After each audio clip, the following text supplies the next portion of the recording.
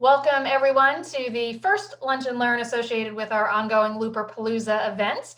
These are the opportunities for some of our sponsors to tell you a little bit more about themselves and how they can help you on the loop. So up today will be Chris and Elise Caldwell from Ask Captain Chris. Chris is actually going to be the one presenting today, and you can see him there with lots of his toys in the background. And then we'll have Julie Graham from Explore TRV. TRV is the Tennessee River Valley, for those of you who are not familiar with that. Beautiful cruising ground that you can visit during your great loop adventure. So we are going to welcome them both today. If you do have any questions, you should see a Q&A button in your Zoom panel there. And that is the best place to ask questions because it allows us to kind of keep track of what we have already answered. You can also raise your hand. You should see a raise your hand button in your Zoom panel as well. And then during the Q&A, we can unmute you and you can ask your question live to Chris or Julie. We did get a first question in the Q&A, and it is from Chris Caldwell, not the one you're looking at. And yes, Chris Caldwell, the member. We do have a Chris Caldwell who is also a sponsor, and you two have confused me more than once in recent days since Chris Caldwell, the member, joined and signed up for this event. So yes, we now have two Chris Caldwells. Chris Caldwell, the sponsor with Ask Captain Chris, is our first presenter today. So Chris, I am going to toss it to you and go ahead and you can get started whenever you're ready. Okay, well, thank you. And I'd like to welcome Chris Caldwell to the club. I don't know where you live, but we're down here in Vero Beach. My wife and I are Ask Captain Chris. We are a training group where we can help new boaters, new loopers learn more about their boats. A lot of things that we teach include systems aboard their boat. We also teach you navigation, galley tricks and tips, anchoring, knot tying, and more specifically to today's purpose, we're working with pumps. All of the different things aboard a boat, too much to cover in just 20 minutes time. So we're just going to be talking about pumps today. The pumps that we're talking about would include bilge pumps, domestic water, potable drinking water pumps. Also, we're talking about the air conditioning water pump. So there's a lot of pumps on the boat. They all make different noises. Some are powered by 12 or 24 volts battery power. Some are powered by 110 or 220 volts alternating current or house power. So we've got a lot of different pumps. We just want to introduce a few of those to you today.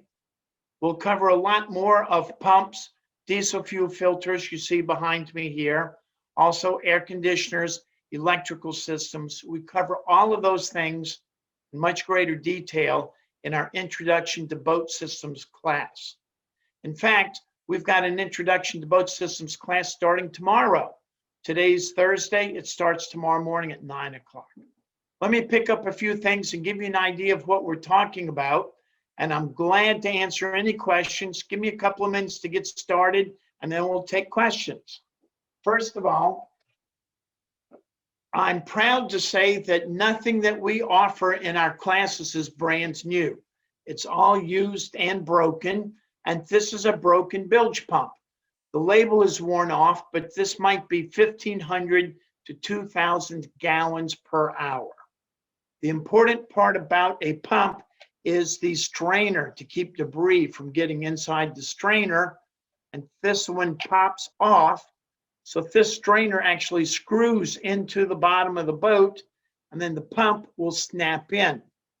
Before I put it back together, I want you to see the impeller inside of here that actually pumps the water into the centrifugal pump, and then exits out here, goes up a hose, and overboard out the side of the boat. The reason it snaps into this is you don't want the pump to fall around when you're in rough water. So you screw this into the bottom of the boat, and then this will, listen to the snap in place. So now I'm only holding the red part, so therefore the pump won't fall down or turn over on its side. Another pump that I want to show to you is, or are, these two small ones. A square one, this one is 800 gallons per hour. And this is 800 gallons per hour. One is square, one is round. I don't know the reasons why, but you can see the blue piece is the strainer that screws into the bottom of the boat. The same with this blue piece on the square pump. You might see this small pump in the shower sump. So think about the shower aboard the boat. The foot pan is below the outside water level of the boat. So the water drains out of the shower into the bilge. Instead of it draining into the bilge water for the main bilge pump to pump it overboard, it goes into a square basin called a shower sump. In the shower sump, it's got a float switch. We'll float up, turn the pump on, pump the water overboard, and turn it back off again. So we've got the larger pump, the round pump here, the square pump here, and I'll show you what a float switch looks like. Now, this is all very basic, simple owner maintenance. I'm using the word float switch because it floats. As the water rises, the float will go up, and you can see it's got the wires that it will turn on the pump.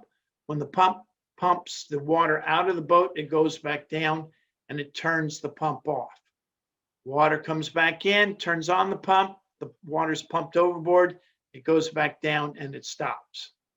This is a good idea. This is a brand called Looper-palooza, and you can see it's dirty. So you can imagine that if you've got dirty water in your bilge from in a dirty boat, or an oil leak into the bilge, and then the oil gets around a little dust and dirt, you can see it will build up right here. But the important part I want to show you is this dirt might prevent the float from floating. So you want to keep your bilges clean and keep your float switches clean so that you're not restricting the movement of the float. So if this is a dirty one, you can see I've cleaned it up a little bit. And here I've got another one, and you can see it's clean. Now the reason I've got these is they're broken. And as a do-it-yourself boat owner, all you've got to do is unscrew these two screws and connect those two wires. You're back in business. Buy this at the boat store, keep a spare aboard your boat. Another thing that I'd like to caution you about is if you do have debris in your boat, debris can get on top of the float, and then the float will not rise. And then that way you can flood the bilge, and the pump doesn't even have an opportunity to come on because the float is restricted from movement. But wait, there's an app for that.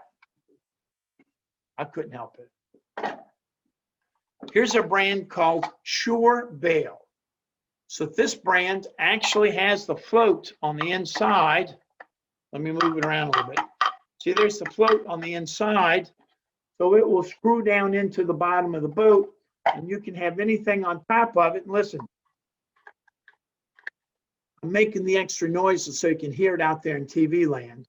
So the float will float up and go down. It'll float up, turn on the bilge pump, it will go back down. The problem with this, inconvenience, not a problem, is it's difficult to test it. So they've got a little bitty area right here. See that knob? You can test it. So that way you can trick the pump, knowing that the float will float and then the pump will come on. So that way you've confirmed that the float switch will talk to the bilge pump and activate the bilge pump. So this is one idea. My concern about this is if you've got a little oily film in the bilge, your fingers may be slippery.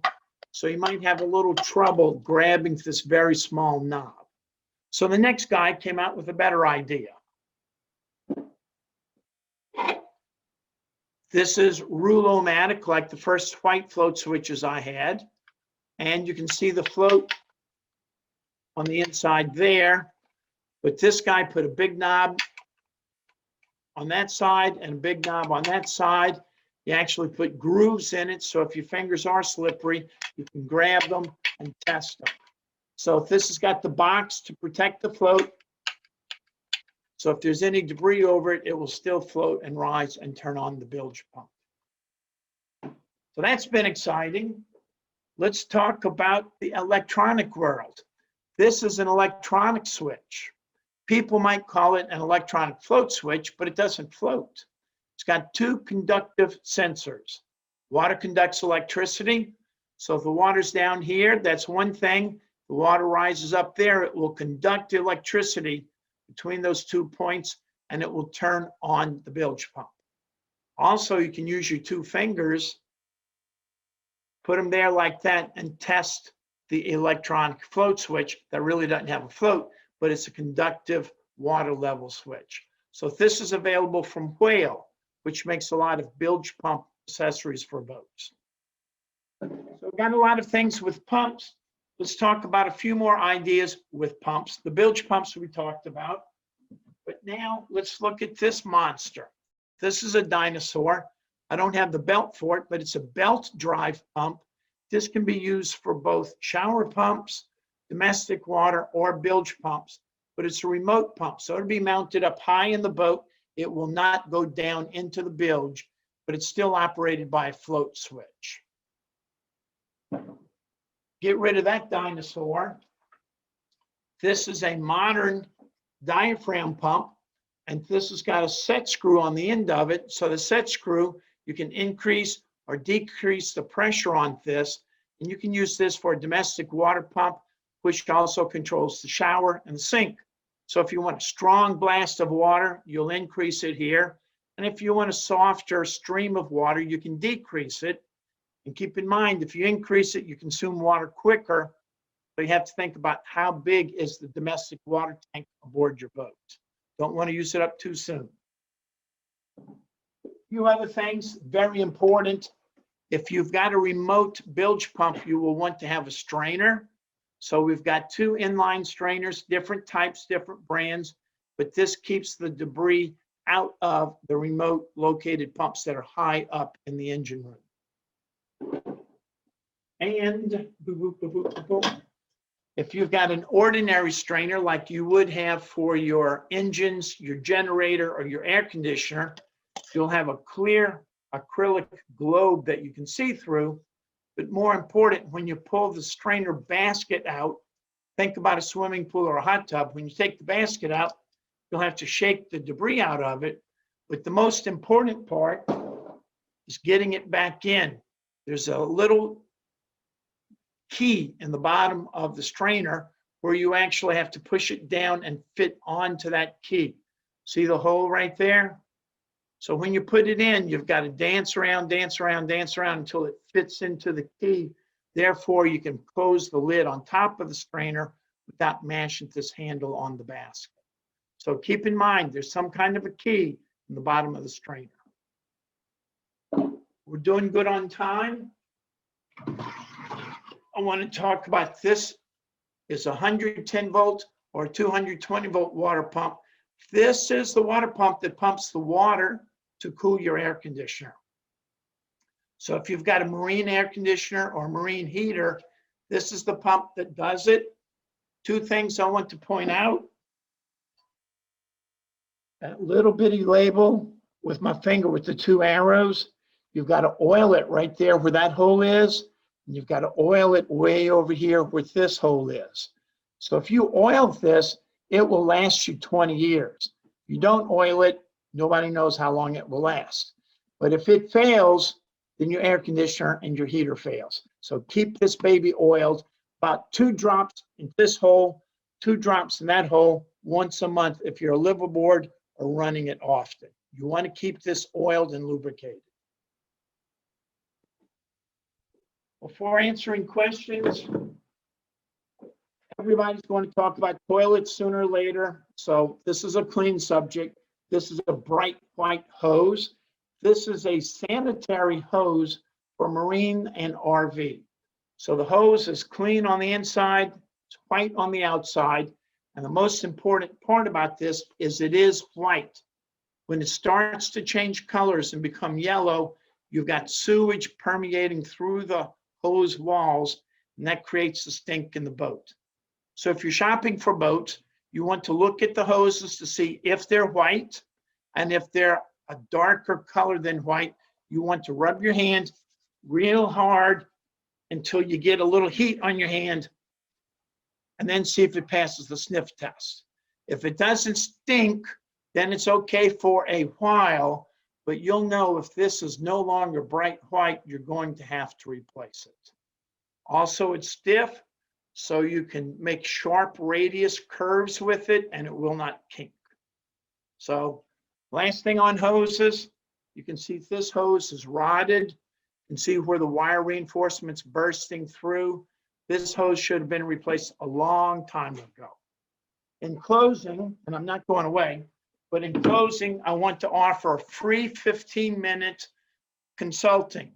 So if you can text or email Ask Captain Chris or text 772-205-1859, we can schedule a time for a free 15-minute consulting on anything to do with boats, anything to do with looping. Parts, navigating, locks, whatever, we'll be glad to help you with that. And I'm looking over here. We've got classes in late March coming up. Our class tomorrow is filled out. Our class next week is filled out. So our next openings for our Cruising 101 Fundamentals here in Vero Beach is going to be March 19-20. That's a Friday, Saturday. And then our class the following weekend is March 26, 27, another Friday, Saturday. And as a bonus to you, we've got Palm Beach Boat Show on March 25 and 28. So Palm Beach is only 100 miles south of Vero Beach. So we've got, I'm getting a message from my producer. And we've got another class of introduction to boat systems coming up. So if you call us or text us or email us, we'll be glad to fill in the blanks and help you with all of that information. So I think we've got about 3 minutes left. Kim, do we have anybody with any questions? We do have some questions for you, Chris, and we've got a little bit time beyond that if we needed to answer the questions. Not going in order necessarily because I'm kind of grouping the topics together. But since you were just talking about your classes, a question, are they all on site only in Vero Beach or can they attend remotely? I'm old fashioned, gray hair, on site, in person, here in Vero Beach. We are honoring the CDC guidelines. Our classes are small. The chairs are spaced far enough away. And we've got some pieces that are available on video, such as changing fuel filters. We've got that on our video playlist on our website, Ask Captain Chris. But we like to do it in person when possible. Okay. Two people wanted to know what kind of oil they should use for that AC pump that you showed us and the importance of oiling that. Same thing your grandma put in her sewing machine, 3-in-1. It's a little can about that big. You buy it anywhere, Walmart, auto parts store. It's just a 3-in-1 oil. Okay. Talking a little bit more about the bilge pumps. Darcy did comment, and you may have some thoughts about this, Chris, but the electronic bilge pumps that go off every few minutes to see if there's water can be pretty annoying if you're trying to sleep near them. True. I was in Martha's Vineyard, I think the year 205, 206, when they first introduced that. We sent back tons of those things because they were defective. Finally, they called us up and said they're supposed to do that. They're aggravating. I don't like them. And I guess it's just technology. But the thing is, if you only have this much water, the pump won't pick it up.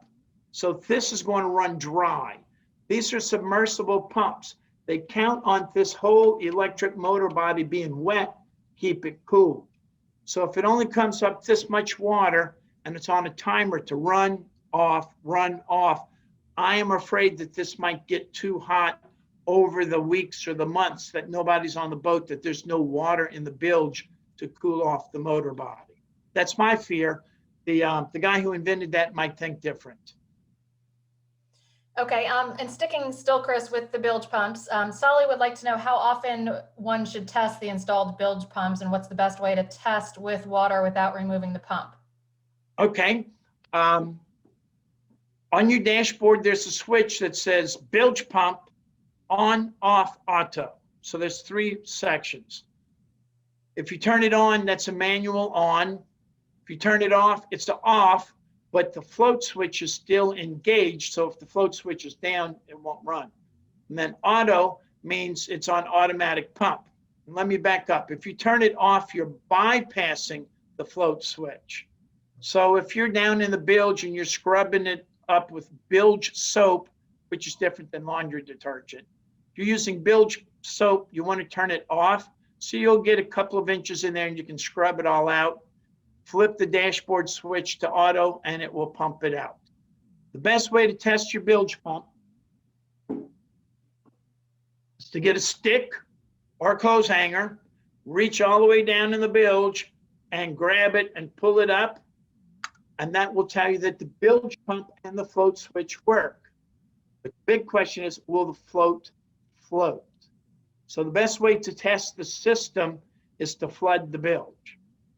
And I'm not saying sink the boat. I'm saying just put enough fresh water in there, which won't hurt anything, enough fresh water in there for it to float up, activate the pump, and then it will pump the water and go back down and turn it off. So the answer is the flood test is the best test to test everything. Okay. And we have another attendee. Brian mentioned, I'm not sure if this is him confirming or he's asking you to confirm, but what he wrote is confirming the bilge pumps can be overwritten if the actuator is stuck. You can turn it to the on switch, yes. Depending on how your dashboard, what kind of switch is on your dashboard, but you should have auto on. Some have an auto on off feature. So if the on, you can override it and turn it on with your finger on the dashboard. Okay. A question about your onboard training services, Chris. What if an insurance company is requiring Looper to have some onboard training with a licensed captain? What can people expect to pay for that? And is it hourly, daily? How does it work in terms of cost? Well, there's it's a basic day rate. So we charge $500 per day for the captain, the training captain, not a captain, but a training captain, and expenses to travel to and from the boat. Right now, we're doing a lot of work in South Florida because everybody's down here in the wintertime. But other times, if we need to go up to the Great Lakes or go up to Annapolis or go to Land Between the Lakes, Paducah, Kentucky, Green Turtle Bay, we would have to fly up there to get to the boat. So it's $500 a day plus travel expenses. All right. We do have 2 of our members that are online that have taken your classes recently and highly recommend them, and said that your COVID procedures are spot on and wanted the other attendees to know that. So we thank both of you for commenting on that. Next question, what spare parts do you recommend taking with you on the Loop, Chris? It's difficult to answer. We do have a parts list. I don't have that with me right now, but I do have this list, which is what to expect from a marine survey. We have another list like this. Both of these are available on our ship store on our webpage. But as far as what parts you should take with you, depends upon where you're going. If you're in the United States, I would get the average parts like a float switch, a bilge pump, maybe some donuts or joker valves for your toilets, 1 complete spare oil change, 1 complete diesel fuel change.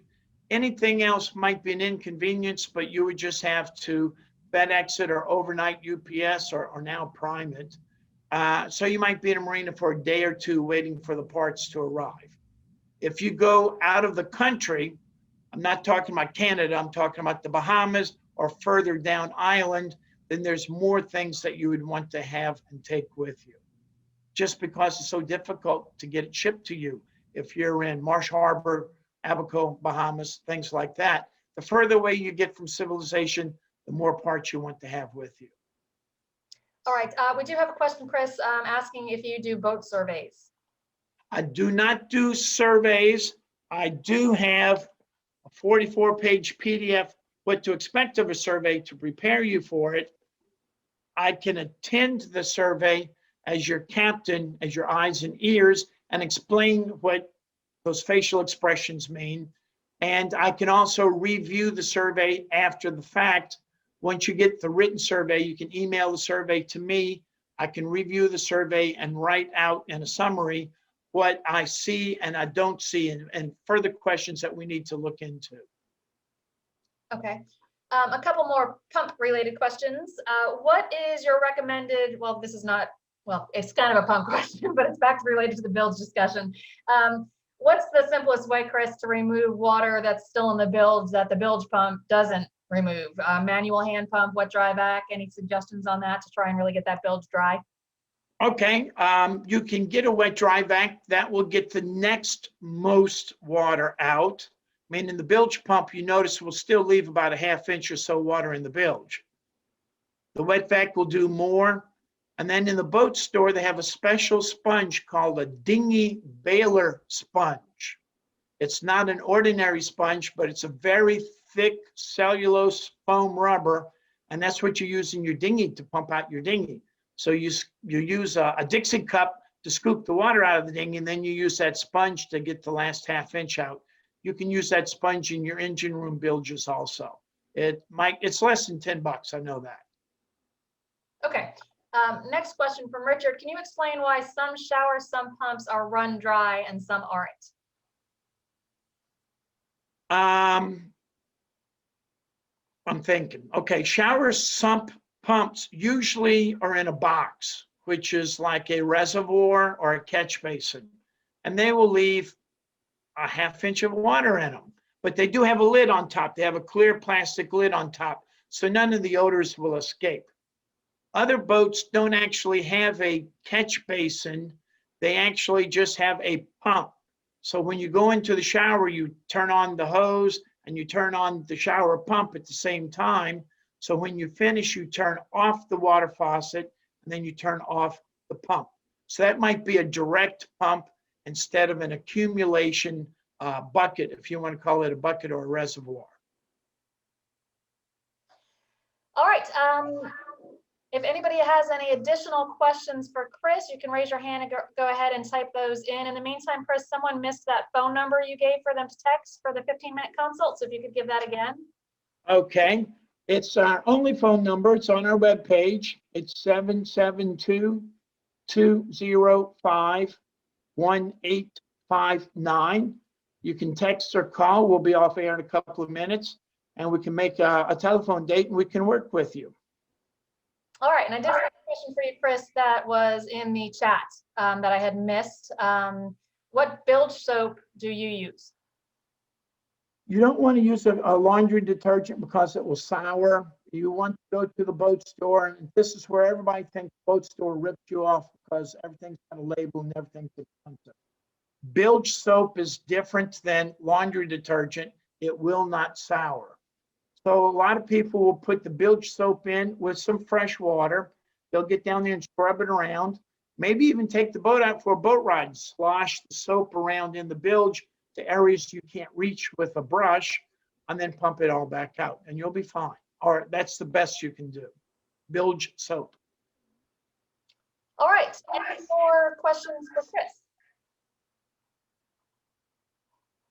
All right, so here's where we stand. We have a second session scheduled with Julie Graham from Explore TRV. TRV is the Tennessee River Valley. Julie, I'm assuming there's a technical issue because she was here when we started, and now she is not. So we'll take some more questions for Chris if there are any. You're free to ask me some questions if you'd like.